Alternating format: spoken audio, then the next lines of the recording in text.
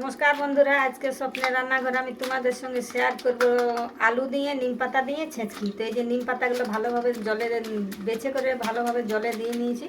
এটা আমি এখন বাটবো। আর এই যে আলুটা সিদ্ধ করে নিয়েছি, আর নিম পাতাগুলো এখন আমি বেটে নেবো। তো এই যে দেখতে পাচ্ছ বন্ধুরা, নিম পাতাটা আমি এইভাবে বেটে নিয়েছি। আর এই যে সিদ্ধ করা আলুগুলো একটু ছোট ছোট করে কেটে নিয়েছি।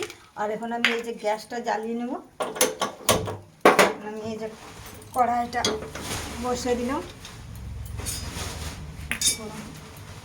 কড়াই গরম হয়ে গেছে, এখন আমি কড়াইয়ে তেল দিয়ে দিলাম। তেল দিয়ে দিয়েছি, এখন আমি এতে একটু নুন দেবো। আর আলুটা আমি নুন দিয়ে সিদ্ধ করে নিয়েছি। এখন এই মাঘ ফাল্গুন মাস মানেই নিম পাতা খাওয়া। তো সুন্দর সুন্দর কচি কচি নিম পাতা হয়েছিল, তাই আমি ভাবলাম আজকে একটু ছেঁচকি খাবো। একটু ছেঁচকি করছি। ছেঁচকি খেতে ভালোও লাগে, আর এই সময় ছেঁচকি খাওয়া উচিত। এই আমি এখন ফোড়নে দিয়ে দিচ্ছি একটু কুচি করা রসুন দুখুয়া, আর এই শুকনো লঙ্কা।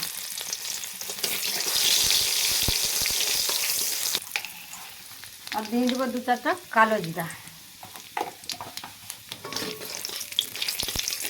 দিয়ে তারপর আমি দিয়ে দেবো এই নিম পাতার বাটা।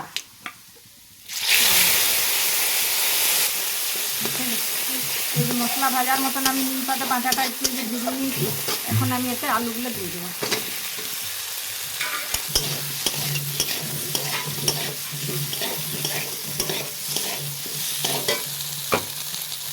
দিয়ে একটু সামান্য উপরে হলুদ ছড়িয়ে দেবো।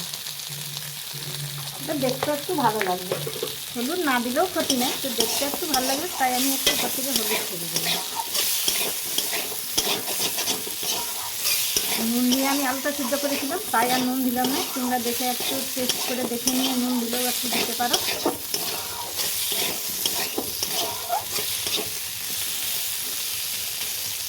আর এটা একটু ভাজা ভাজা হয়ে যায়।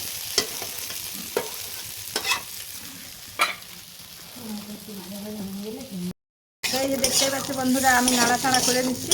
এখন হয়ে গেছে, এখন আমি এটাকে নামিয়ে নেব।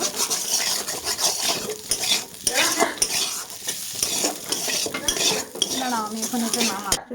এই যে দেখতে পাচ্ছ বন্ধুরা, নিম পাতা আলু দিয়ে ছেঁচকি কি সুন্দর হয়েছে। আমি একটু খেয়ে দেখি কেমন হয়েছে।